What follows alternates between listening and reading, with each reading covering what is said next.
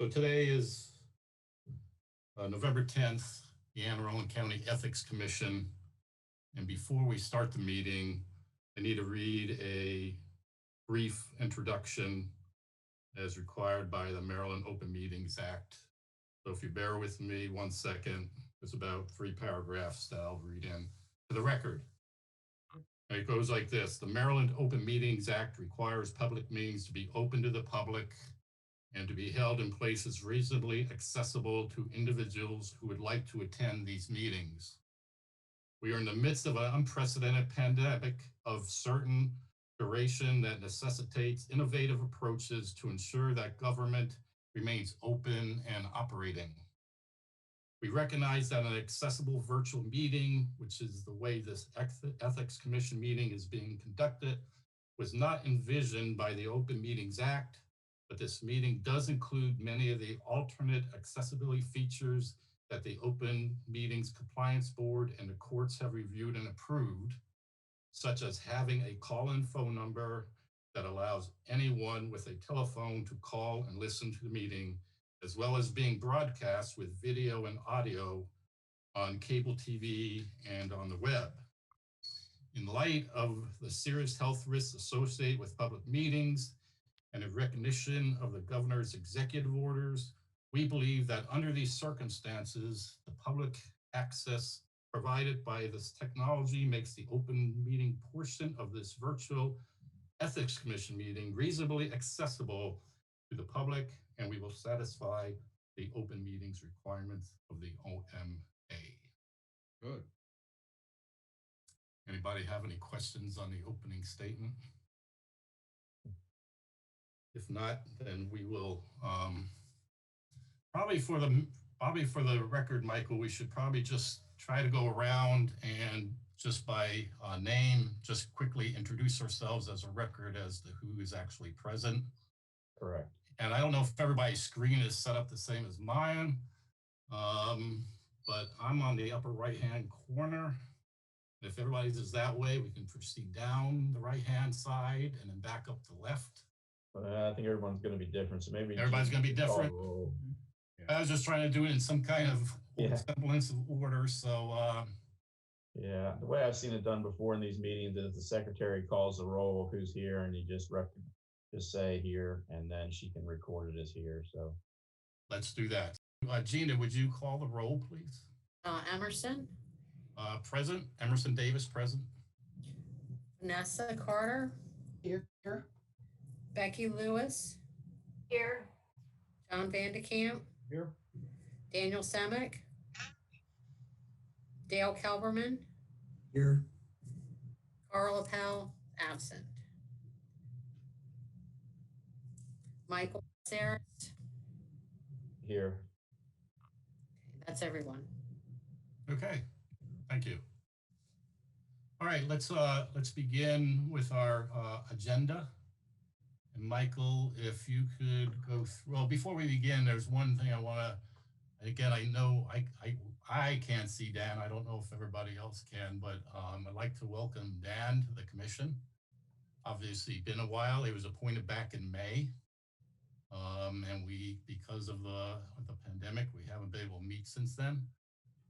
So I would like to formally welcome Dan to the commission, and he's already proved to be a vital part of the process. So Dan, we welcome you.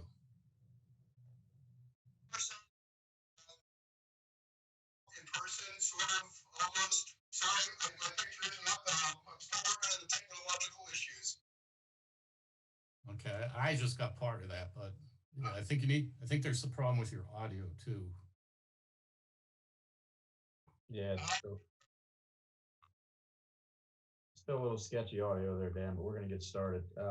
Okay, so Michael, would you lead us through the agenda? Okay, thank you, Emerson. Again, welcome everyone to this meeting, a public portion of the Ethics Commission meeting. It's been a long time since we've been together. In addition to Daniel becoming a new member on May 11th, 2020, the other changes is that Emerson was elected chair in May of 20 as well. So I want to welcome and congratulate Emerson as the new chair. course, won't be long where he'll be off pretty soon as the chair. The last meeting, I guess, was in December of last year. We already received the minutes by email, and everyone has approved those. So the meetings have been posted. The December 9th meetings minutes have been posted. Quick lobbying update. Currently, we have the updated list as of November 1st on the website. We are showing 42 lobbyists representing 70 employers who have registered and have filed activity reports. New activity reports are due on November 30th. They're due biannually, so the next one is due November 30th. Financial disclosure statements and conflict of interest filings. The deadline was changed this year because of the pandemic, the emergency order, everything was pushed back, and our deadline was changed to July 30th. We have received 229 FDS filings. We still have 8 pending. And is that still correct, Gina? Is there still 8 pending? Yeah, it might be about 7 or 6 now. Okay, but we're slowly working at those. People are getting them to us, and Gina's been sending out reminders, and if they don't respond to her after 2 times, then I've been sending out a reminder, and the next reminders will start getting a little more threatening because we can't wait forever, but we do have a few outstanding. Ethics training, we've got about 360 employees have completed the training online. 78 board and commission members have completed it. We tried to start rolling it out on a agency by agency basis or a commission by commission basis, and that was working well. And then the pandemic kind of threw things into a tizzy, so we kind of lost track of who did what. But people are taking it, and we are monitoring their results. The legislation that has changed since the last time we met. There was a bill passed 9419 that required the new Human Relations Commission members to file financial disclosure statements. I think most of all those commission members have, at least the current ones. I know there was one that resigned recently. Gina, do we have all of their financial disclosure statements? I need one of those, I believe. Okay. The other ethics bill that was passed was the conflict of interest, section 75104, which was the representation issue. That's the one where they changed board and commission members to only prohibiting their representing folks if it involved non-contingent compensation. You all should remember that. We went through that quite extensively and approved that the way it was written. The pending bill 9320 we're going to get into in a second. Let me just finish up on these housekeeping matters. The annual report, our annual report was posted in January. That was accepted by the county executive. It's posted on the website if anyone wants to read that. Our annual certification of our ethics code was sent to the State Ethics Commission on September the 10th, and we received a letter back from them not too long ago, actually, that said that it was accepted and that we're in compliance right now with the state ethics code as being substantially similar to their code. We have to do that every year to certify our code. There's a new Arundel stat website, something started this year, what keeps statistics of agencies. We had to complete a questionnaire, and we have to provide monthly data to update that website. And I believe our ethics commission, or the ethics commission webpage is up on the Arundel stat website. If anyone wants to go look at that and review it, we'll be keeping that current throughout the year. So the other public matter that we need to discuss before we go into a closed session is the pending bill 9320, which we've all seen.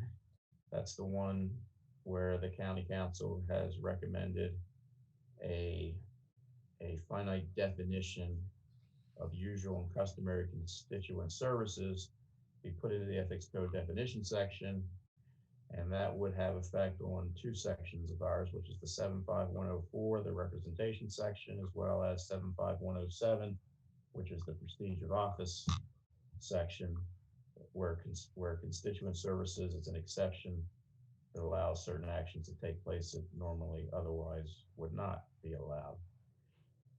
We, as a group, through email, telephone calls, we unanimously agreed to disapprove that bill as written. We drafted a letter together. That letter was dated October 9th. That letter went to the county council, the county executive on that date, and they do have it. We had a work session today at the county council, a Zoom session. I think Dan was present, although I think we just lost Dan. I don't see him. We don't see him on here anymore. No, I don't see him either, but just for the record, I want to make note that even though we lost him, we still are working with a quorum. Right. All right, I just point Dan out because I think Dan attended that work session via Zoom today and listened in as a public member. I just want to confirm that with him. I'll do it when he gets back. But they went over several pieces of legislation, but this bill by Ms. Lacy, 9320, probably caused the most discussion. It was probably an hour. I was on the Zoom call with county council members and the county council attorney, Linda Schuett, explaining the Ethics Commission's position, basically our letter of October 9th. They wanted to express their concern with our ethics opinion, which is the one, I think it was the 1936 opinion or the 2036 opinion, involving the council member attending a meeting with the Office of Planning and Zoning with a constituent. We determined that was not normal and customary constituent services, and we gave the opinion that we didn't recommend that they do that. Well, apparently that caused quite a ruckus at the county council, and they wanted some clarification on that. As you recall, they did ask us several questions about hypothetical situations, which we tried to answer the best that we could. Daniel, I see you're back. Can I hear you? Are you there? Hi, Michael. I hope you can hear me now. Yes, I hear you perfectly. Great, thank you. Sure, You don't have video, Okay, I'll work on that. but that's not so important. But I was just letting everyone know about the county council work session today. There you are. Finally got you. Good to see you. Thanks. Did you attend that virtual county council workstation this morning? Every minute of it, yes. Good. Well, up and through the part where you were done and then moved on to other bills. Right. So I was just explaining how our bill or this bill caused probably the most discussion and how the conversation got heated at times. And I tried to explain our position. What was your opinion of what the council thought of our opinion and of our letter that we sent them? Well, I would summarize it as several members were confused. I think at one point we may have thought it was maybe one individual council member, but there were several that bipartisan concerns. And one thing I heard was, except for that order that we had a few months ago, they thought, several of them thought that they understood what the rules were, but that threw a wrinkle in it, and that's why they tried to come up with some language.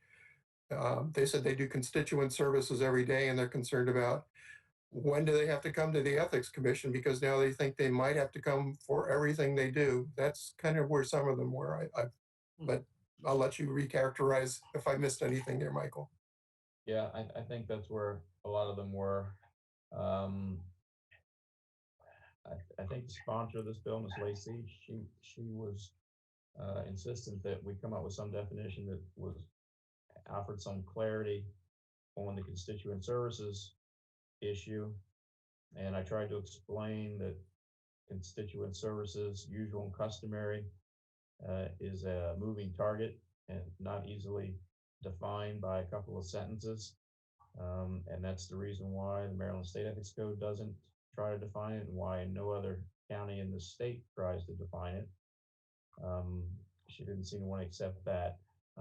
They went to the DC code, which is where they got their language from for the definition, and then I explained to them the controversy that the DC definition caused, both in journals and by council members in DC as well, and they didn't seem to have any comment on that. And then at the end, Ms. Lacy said, well, it doesn't really matter. As long as we have 4 votes, it'll be done. And then rather than say anything, I just thanked them for allowing me to speak. And then about an hour later, I got a call from Linda Schuett, who is the attorney for the county council. And she was asking that we come to a truce and that we try to come up with some sort of a mutually agreed definition of constituent services, or at least some further guidance that they could rely on. And, I suggested that they maybe should have done that prior to introducing the bill, that they did without speaking to us first or out speaking to me first. And maybe we could have come up with something before, but now we've got a bill pending that we've got to deal with. And the question is, can we or do we want to work with the council now and try to come up with a definition that is both acceptable to the commission and acceptable to the council? Emerson and I were speaking about that briefly earlier, and that seems to be a pretty tall order to have everyone agree on a definition without it being 2 or 3 pages long. But the issue right now, and something I want the commission to kind of give me some feedback and discuss, is, do you want to attempt to come up with a definition of usual and customary constituent services, along with any restrictions or protections that we can pass along to them as a draft, and see if we get anywhere with that? Or do we want to simply take our chances with the state ethics commission in our argument that it's not consistent with state law and that it shouldn't be passed? So I'm going to open that up to the commission, how you feel, how you want to handle the county council and Ms. Schuett's reaching out to me for a compromise definition. I told her if we did that they have a November 16th vote date for this bill, which is next Monday. I told her that we could in no way come up with a acceptable definition to the commission by that date, and that they would have to agree to postpone that vote. We could probably still have a public hearing. She suggested maybe we could have a draft by then, that we could at least be talking, and then they would agree to postpone the vote. So that's also on the table. The vote next Monday, they could decide just to go ahead and take it without talking to us any further, or they could decide to wait and see what we put together as far as a compromise definition. So does anyone have any strong feelings one way or the other, whether they think we should try to work out a compromise definition, or whether they think it's even workable? Let me do this, Michael. We'll go around the horn, so to speak, and we'll try to get everybody's, if they have a comment or any input they want to put into it, and in order to try to keep it somewhat organized, I'll recognize each individual for your comments and input, and I guess I'll begin since I'm already speaking. I know we communicated extensively in the past about coming up with a definition. I know some of us thought maybe it was possible. Some others thought it wasn't possible. And in the end, we submitted our letter saying that we were just opposed to the bill. But in light of what happened today, and in light of Ms. Schuett's contact, I would be willing to take a look at coming up with a definition if we can. I mean, deep down in my heart, I don't think it's going to work, because I think Ms. Lacy just wants, carte blanche approval on the fact that they define what is constituent services. And go from there. We've had extensive conversation that we are the checks and balances, for the county council. And there were, from my understanding, there were some other comments made during the work session today that Ms. Lacey made, kind of indicating that, we as a commission don't understand what their role is. We don't understand how they work. We don't understand their needs. And I don't agree with that. I think, again, we are 5, 6, 7 citizens that come together. Do we work in their role? No. Do we understand what it is? I think we do. And do we represent the vast majority of the community? And I think we do. So in light of what I had voted on in the past, I'm certainly willing to take a look at if we can compromise on a definition, but I don't think it's going to work. I am leaning towards just letting it ride like it is and making our case before the state. And I think, based on conversations that Michael's had with the state, based on the research that some of our members have already done, I think we could make a very good case with the state on our position. And then on the other hand, if we don't make our case with the state, then I'm willing to accept that maybe we're off base then. If the state is not willing to recognize our position and they think that the bill is fine as written, then maybe we're off base. So in order to do that, and again, I just have a couple other comments and then we'll move on to other comments. If we want to try to create this ambiance of cooperation, I know we've had some members of the commission already do some research. I know that some of you are certainly good writers. I know Dale's a good writer. I would certainly be willing to entertain like a subcommittee to take another look at it, to do a little more research.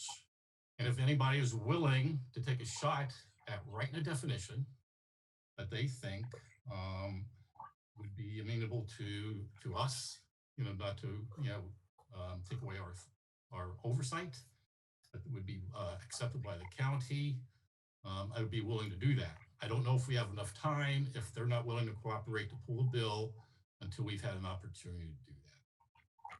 So for kind of my feelings on it, again, I'm willing to take a shot at someone trying to create a definition. But in the end, I think our best case is going to be to make our case before the state commission. And again, if they rule against us, then I'm willing to accept that we're off. So from there, let's recognize Vanessa to see if she has any comments or input. Okay, one of the things I was trying to recall was what started this whole situation. As I recall, there was a question about a council person meeting with a constituent going to planning and zoning. Is that how it That's went? correct. That's the opinion. Yeah, that's correct. And to me, just, pardon me, it just seems like when a county council person walks into a meeting in planning and zoning with a constituent, that is using a certain amount of power of that position that could intimidate that employee at planning and zoning. And that's one of the reasons why I didn't think that should be seen as a usual and customary service provided by a council person. Because if you take it to a logical conclusion, everybody that walks into their office asking for that should get that same kind of service. And I just don't think that that's appropriate. So all that said, I think I'm with Emerson on letting the state ethics commission make a decision and that we follow that decision. Okay, anything else, Vanessa? That's it. Okay, thank you. Becky, do you have any thoughts on it? No, I just wanted to say I agree with Vanessa. I felt that, yeah, that was definitely I thought abusing her power to show up at a hearing. I just didn't think that was right. So yeah, I agree that we should just let the state decide. The state ethics commission decide and go with that. Okay, thanks, Becky. John, your thoughts? Okay, several things. Again, it's great to see all of you again, even though it's nice pictures on a video screen. the case that got this started, I guess the term is in Latin, reductio ad absurdum. If the commission allows a council person to go to planning and zoning, well, that same person is liable to say, well, I didn't get, this meeting didn't work. I think I should be accompanied by him or her to the planning commission meeting. And gosh, this didn't work. We should meet with the county executive. It's off base. It's as we've all discussed. I'm concerned that I love compromise, but I believe this compromise would be an effort that would not lead to much of anything, because what I perceive that the council wants, at least some people there, they want to be able to do whatever they want and just be allowed to, which makes us ineffective, and we might as well shut the door and go home. But at any rate, that's not appropriate either. So I would go along with approve what Emerson's suggestions and Vanessa's to work this out. Let Ms. Hewitt know that we don't believe we can come up with something that will satisfy all persons, and we're going to work with the state and see what the final ruling is. That gives time to work through things, and who knows, they may come back and say, well, we didn't really want to do this. We didn't think you'd. I think there's a certain amount of bargaining and negotiation that could be opened up by this approach. But at any rate, the state will make the final decision unless they want to change the way they're going. So I would recommend that. Thanks, John. Dale, you have thoughts? Yeah, few things. I understand, as Michael has said, that no one else has defined usual and customary services because it's somewhat of an amorphous concept. I also am sympathetic to the members of the county council trying to figure out what they can and cannot do. And we don't want them coming to us every day asking them, can I do this? Can I do that? I'm not sure that we can come up with a definition that would satisfy everybody.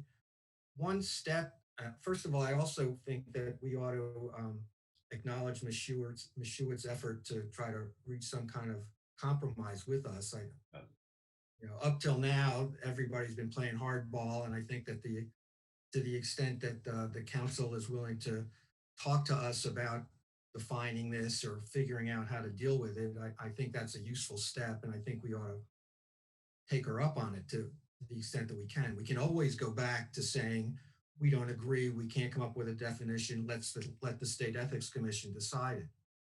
One thought has occurred to me that might be a way to try to see where both sides stand on this, and it's not going to get done by next Monday for sure, but I'm wondering if we could ask the members of the county council to give us a list of things they think fall within their right as members of the county council as usual and customary services. They can give us, maybe 10 different things that they think they should be allowed to do. We can then review them and say, no, we don't think this is, you can't go to a zoning meeting, zoning and planning meeting with a constituents because that's using the influence of your office. Whatever the other problems that they have in figuring out what they can do, perhaps they can give us a list of those. We can review them. And once we get down to maybe these are the 6 things we think you can do, perhaps we can take those and formulate a definition that is non-inclusive and not, that includes but is not limited to doing these things, but you're not allowed to do these things. I don't know if that's asking too much. It might be too convoluted. It probably will take a while.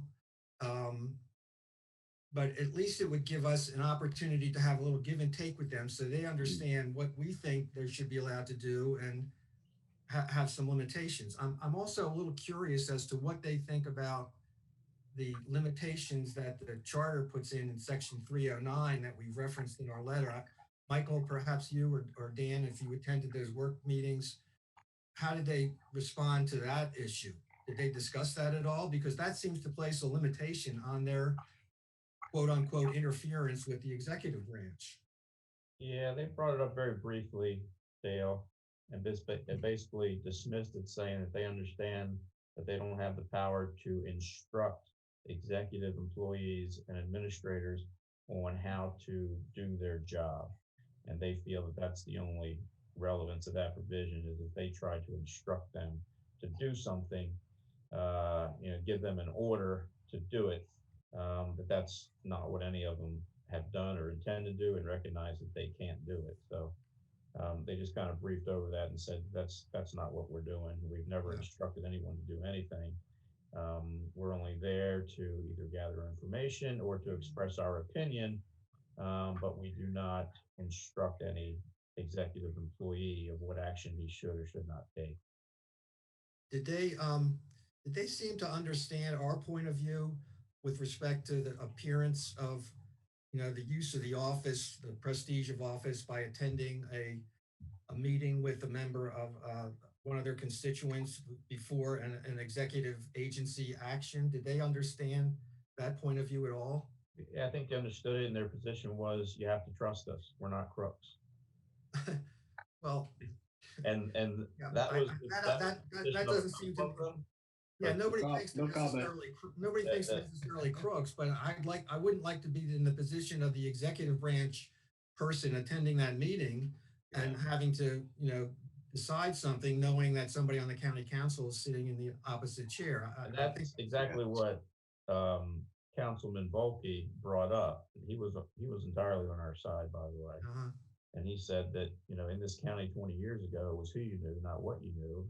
And a lot of the shenanigans behind, closed doors took Right. place. People got things done by shaking hands and by, making deals. And that's the kind of thing this ethics code that was put in place many years ago was designed to prohibit and prevent. And that he thought that, the commission's oversight on constituent service was reasonable and valid and did not cause any undue, hardship on him in conducting his constituent duties. Right. By the way, we got an inquiry from him a little while ago about a similar thing, which I'll get out to you tomorrow. But so he was sympathetic, and he understood our position. But again, the other members thought that we were too harsh, that we didn't trust them, that they're not trying to do anything wrong. They're only trying to help their constituents. And they don't know why the Ethics Commission is looking on the pessimistic side all the time, as opposed to looking on the bright side. So, and I tried to explain that, our duty as an overseer, 7 members of the 7, and they did say, and I think, Dan, you'll probably recall this part, they said, well, lay people don't understand what we do, and they shouldn't have the decision on what's customary and usual constituent services.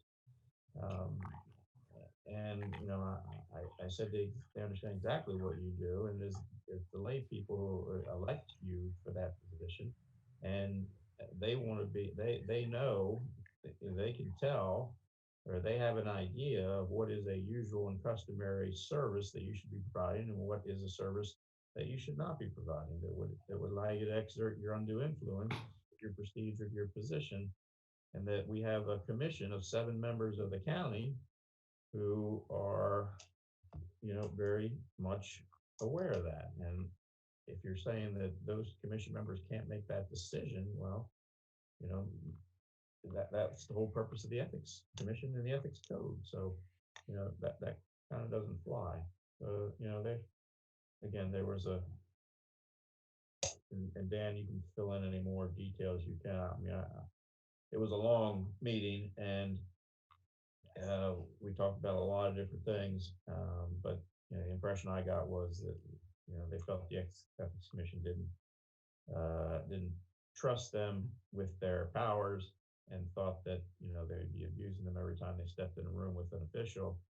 And I explained that that's not the case, that they make decisions every day. We don't expect, and we don't want you to request advice from us on every single constituent service issue you have.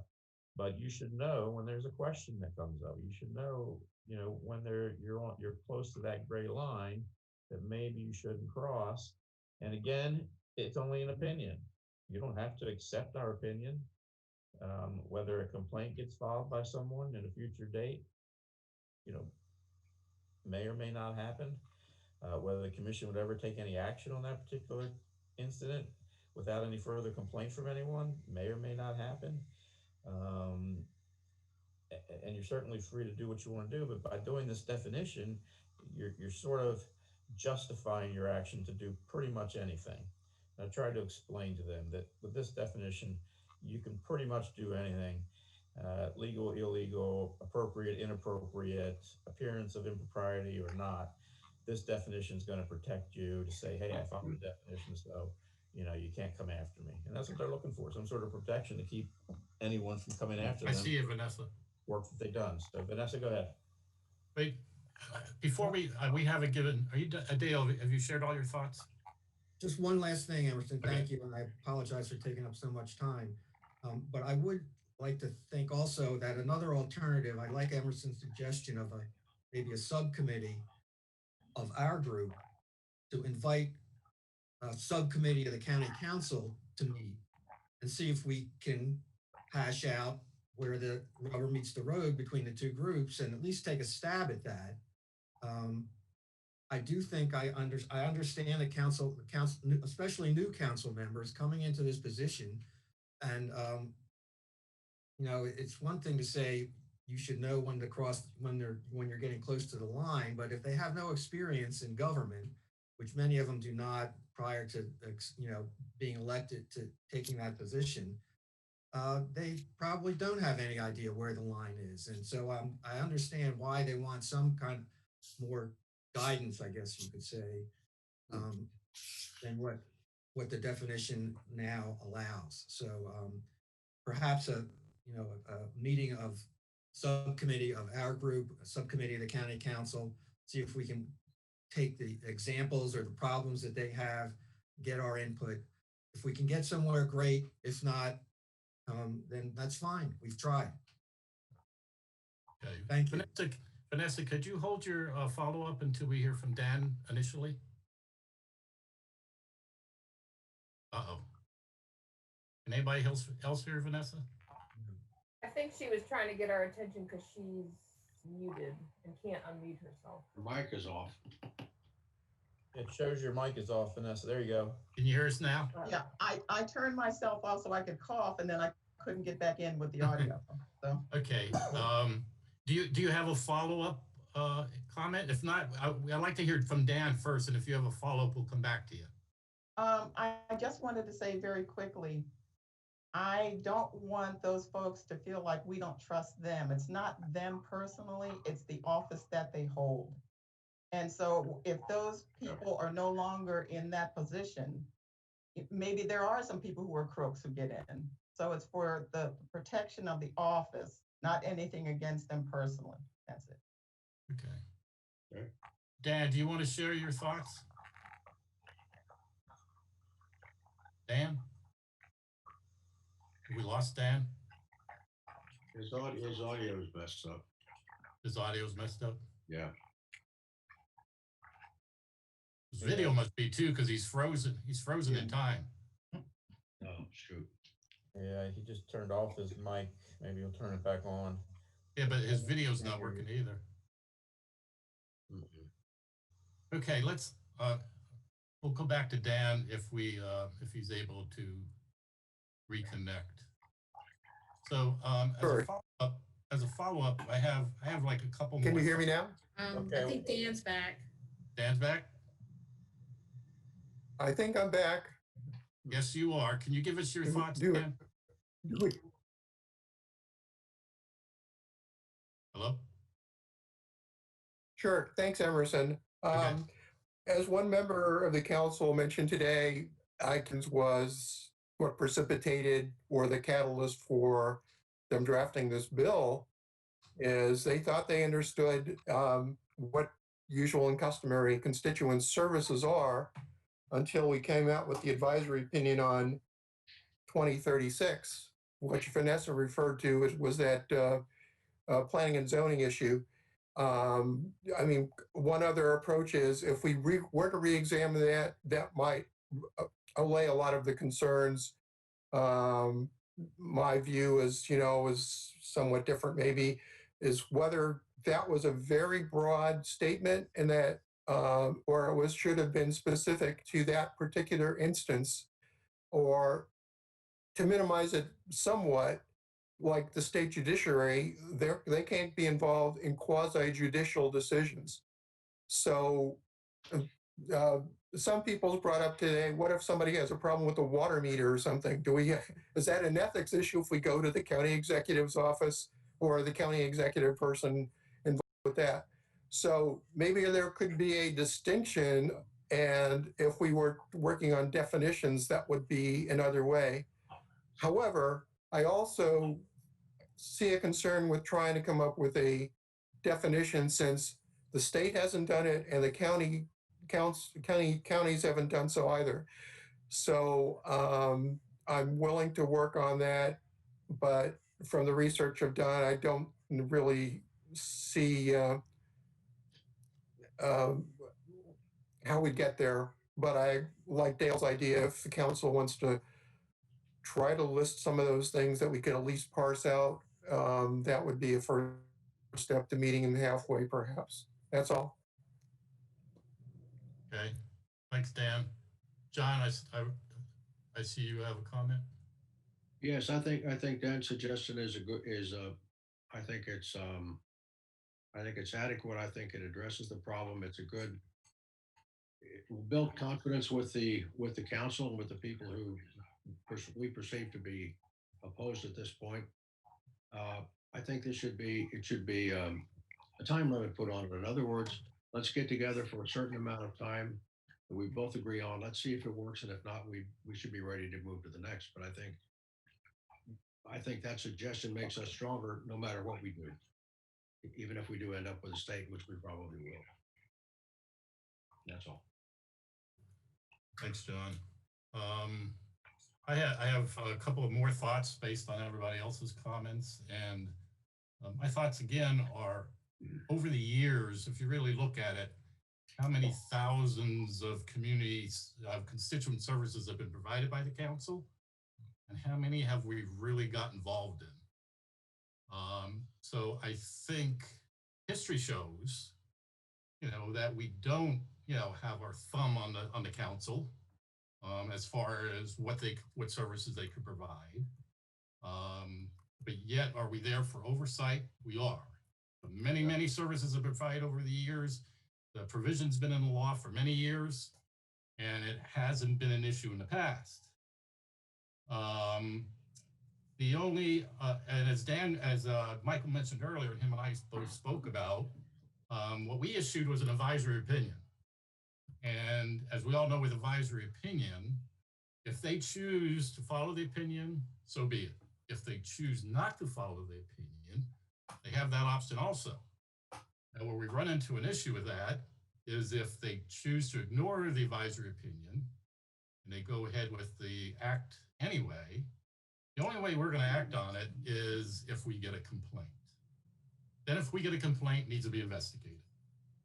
And even if you take the scenario that we're looking at, if we investigate it and we find out that they did go to the meeting, that their presence was only for information only, that in the course of the meeting, they did not get themselves involved in any prestige issues, prestige of office issues, or things like that, then the issue is null and void.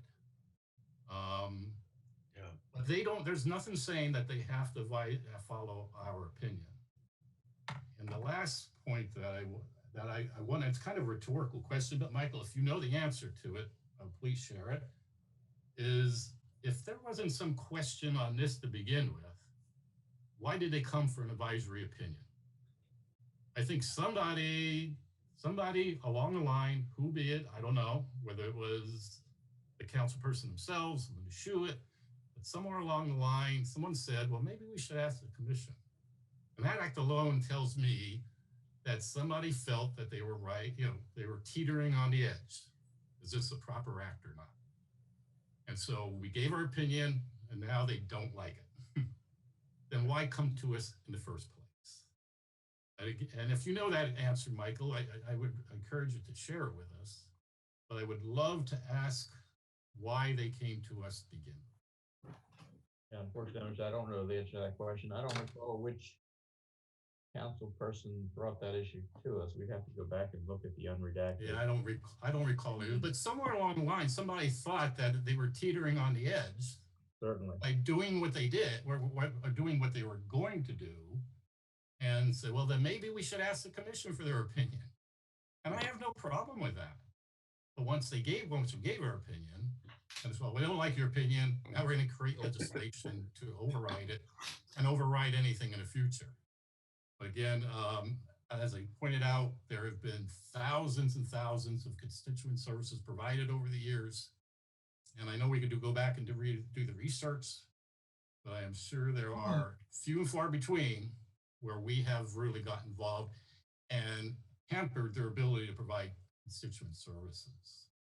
And I think most of you will find out, and I think Michael mentioned it to begin with, you can always tell, and I think that it's a classic case when they say, well, we don't really know what they're doing.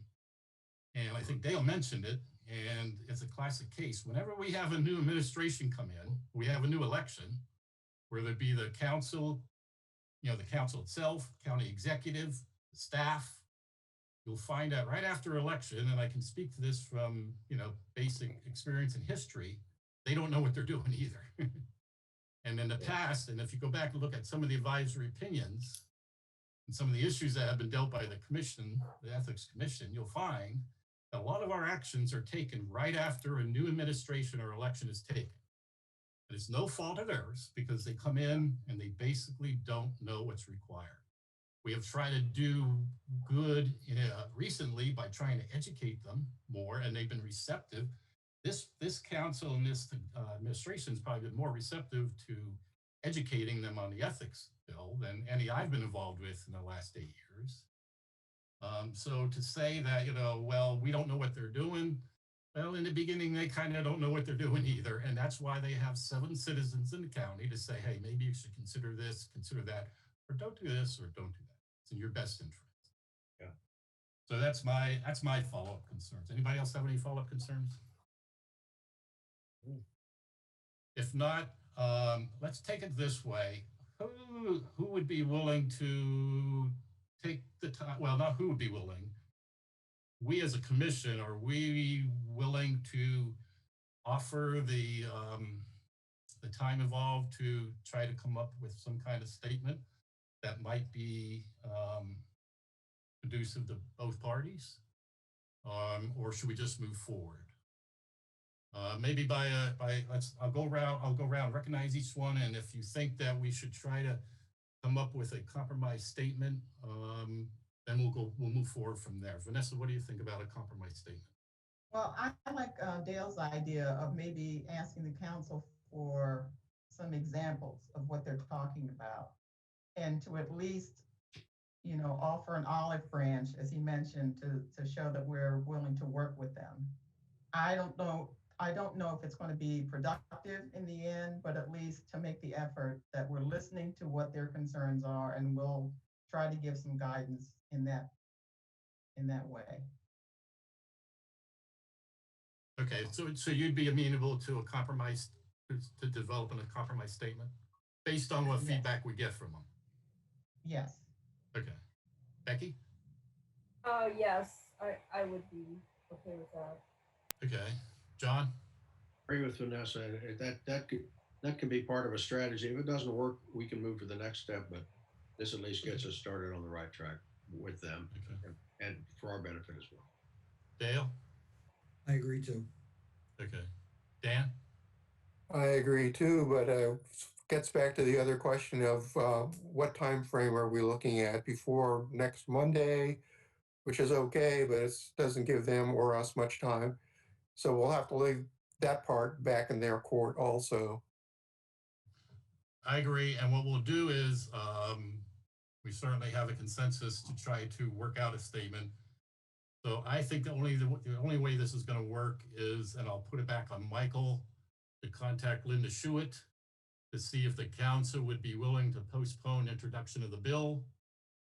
And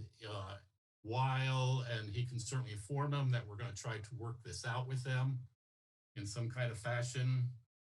He can certainly try to solicit from them the information, that members desire and go from there. But none of this will work out if they just move forward with, based on the time frame they've already had set. So if they're willing to postpone it based on Michael's contact, then we'll move forward. And if we move forward from there, and I don't mean to put you on a spot, Dale, but I was wondering, would you be willing to head up basically a subcommittee just of our commission? And what we'll do is any contact with the council or Ms. Shewitt, we will certainly do through Michael. We'll let Michael handle that part of it. But I know you're a good writer. I know you've done some research. I know Dan has done a lot of research, and not to make it too cumbersome and too many people, too many hands in the pie here. If you and Dan would be willing to take a look at it based on the feedback Michael gets from Linda Shewitt, if you guys would be willing to take a look at that, I think that's our way to move forward. If that's not possible based on Ms. Shewitt's response, then we have no choice but to, as we said in the end, just take it to the state commission. Dale, would you be willing to do that? Sure, be happy to. Dan, would you be willing to work with Dale on that issue? Absolutely, sure. Okay, And then you will coordinate anything that Dan. Well, first off, you'd have to contact Linda to make sure that this is amenable to her, and that she could get a commitment from the council to postpone any action until we've had an opportunity to look at it a little further. And I'm sure what they're going to want a time frame. So if you can give her some kind of reasonable time frame after you discuss with Dan and Dale, and see if they're willing to postpone or just suspend their time frame for now. Okay, I got two comments on that. Okay. One, I think the time frame is going to be set by the State Ethics Commission meeting, which is set for December 17th. Well, that might be our guidance. So, Michael, I can't hear you, Michael. Could you speak up a little, please? I'm sorry. I'm sorry. Can you hear me now, Dale? Yes, thank you. Okay. I think our timeline is going to be guided by the State Ethics Commission meeting date, which is December the 17th. That's when they're going to have a meeting.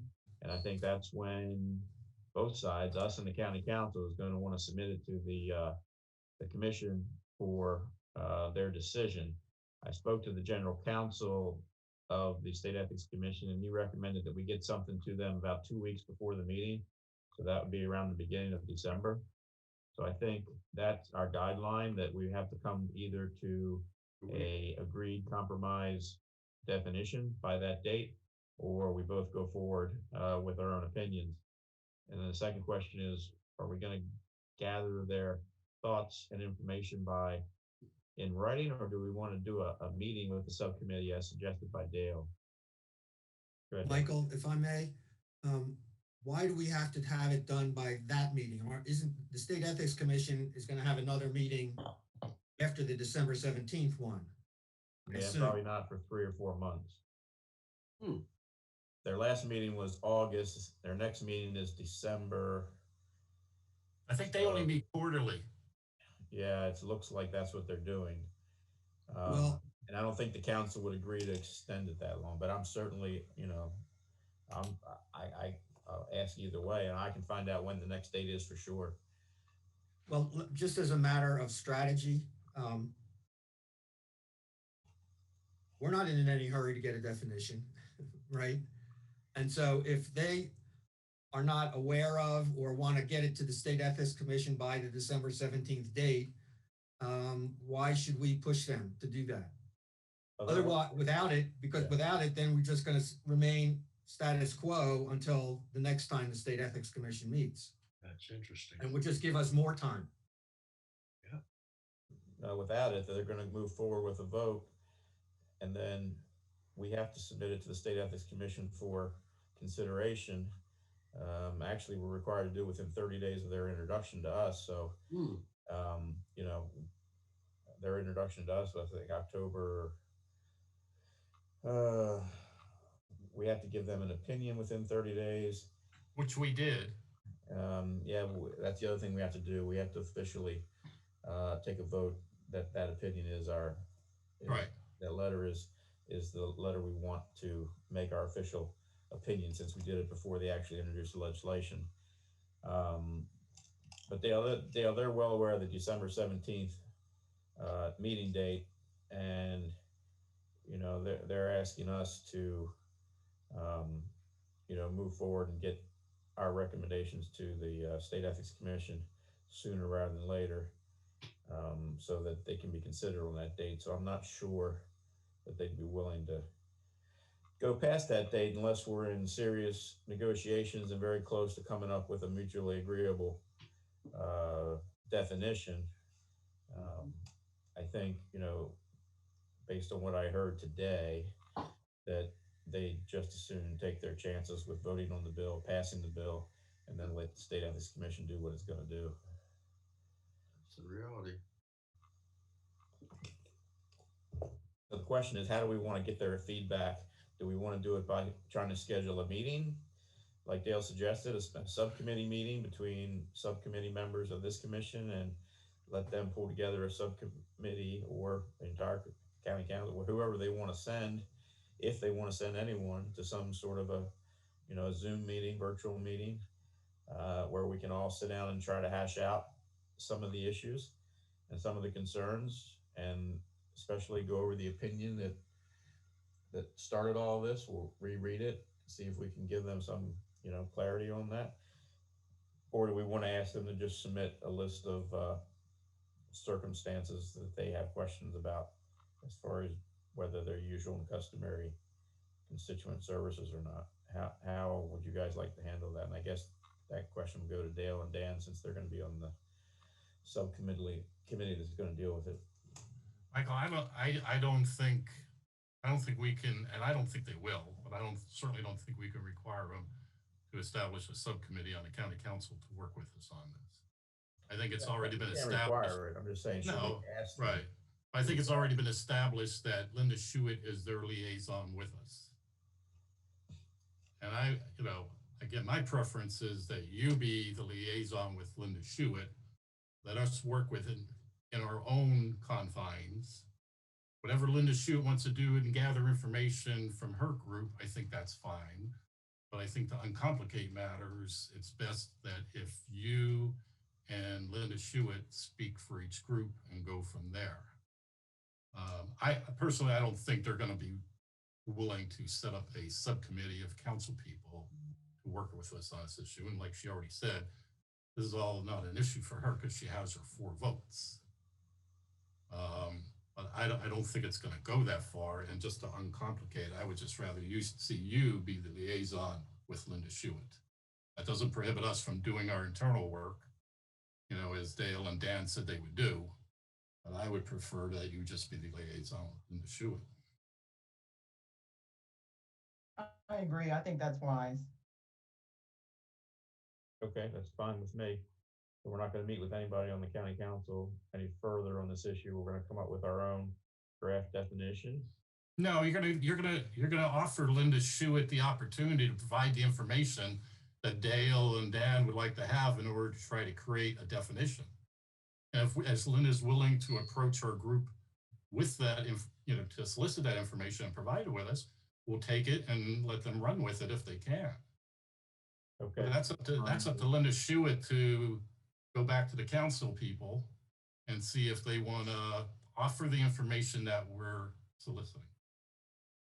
Okay, I'm happy to do that then. Dale and Dan, you can come up with a list or suggestions that you would like me to present to Linda, to present to the council with additional information that you would like, and I will talk to her about that. Michael, I think the idea is for you to ask Linda Schuett to tell the county council that we're interested, we are willing to try to come up with a compromise definition. In order to facilitate that, we would like the county council to provide us with a list of the kinds of things they think fall within the definition of constituent services that are allowable. And then bring that back to Dan and I and And we will, we'll go over that with you, of course, and we'll see if we can say, this is okay, this is not okay. And from the ones that are okay, come up with kind of a general definition that has some out clauses to it. That's what I was thinking we were going to do. Okay, so then the information you want from the county council is the list that you spoke about earlier. Yes. Okay, that's what I mean by request. I'll do that. I'll request that of Linda. And, but do you want any additional information? Do you want any other opinions that they think were not drafted correctly, or any other opinions that they think were not, that are confusing? Or do we want any additional information about other jurisdictions that they feel have, similar or preferable language? Haven't they provided that already? Not officially, no. Linda told me that's where they got the information, but maybe they can do some more research on their end as well. I would be willing to accept any information they want to offer us. Right, I agree. I don't see the downside in saying, no, we don't want to listen to this, or we don't want to listen to that. If they want to give us some other opinions from other places, and fine, we'll look at them. That's what I'm saying. Should we come up with a list of that information? No, I think we just tell them, in addition to the list of items that we want, feel free to give us any other information you think should be relevant into our analysis of the issue, in order to come up with a definition that we can all live with. And invite them to submit, if they want to tell us about other definitions from other places, or other issues that they feel, or criticisms of the recent opinion. What are their criticisms of that? Why do they think that's okay? And how do they disagree with us? I don't see any problem with just listening to what their gripes are, their bag of gripes. Okay, and we're going to ask for that information in writing. Is that right? Any way you want to get it. They want to provide it. However they want to provide it. Yeah. May I interject one thing too? I was wondering if maybe it depends whether or not they want to take a step forward with us. Maybe this is beside the point. I'm wondering about the part of their support is the Westminster, was it? The idea that the economic portion was already approved by the state. Is there any information we can get from the state commission on that, perhaps, Michael? Other than the fact that they approved it, I don't think so. Okay. The only thing the Westminster language provided was that it included businesses in the definition of a constituent. We had tended to believe, or tend to rule, that a constituent had to be a person, someone who cast a vote for somebody in order to be a constituent of that person. And the Westminster definition of constituent services only goes to the issue of that they allow a business to be considered a constituent for which the council people can provide services for. It has nothing, it did not go into the definition of what is a constituent service, only who is a constituent, and it allowed businesses that had an economic interest in the city, or border the city, or any interest in the city.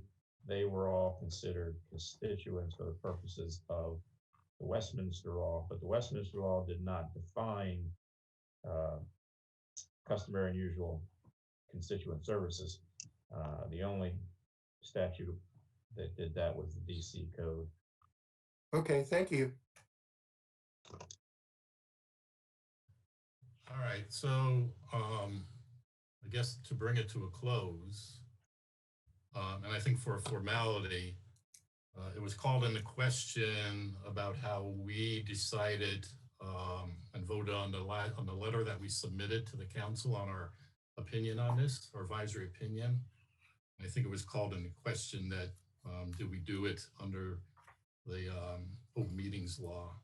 So as a formality, even though we have a game plan, what we're going to try to do, I think we need to take a vote on the letter that we submitted and have it be on, again, standby. That in the event Michael could call Linda Schuett on Monday, or by the end of the week, and she could say the council has no interest in doing anything we've proposed. And then we have to fall back on our letter. So in light of that, as a formality, I think we need to take a vote on our letter. And a formality also, I would entertain a motion, if anyone has a motion to make on the existence of that letter. Okay, I will move that we oppose the bill that has been introduced for the reasons given in the letter that Michael has already written and we've already seen and reviewed. So I make a motion that we oppose the legislation for those grounds. Okay, thanks, Dale. Is there a second? Second. Gina, Vanessa, second. Well, Gina, can you take a roll call on that, please? Okay, yeah, you just want me to go through each name? I'm sorry. Yes, yes. Emerson, I'm in favor. Vanessa, Aye. Becky, Aye. Dale, Agree? Dan. Aye. I'm sorry. It's a Dale. And John. Thank you. John,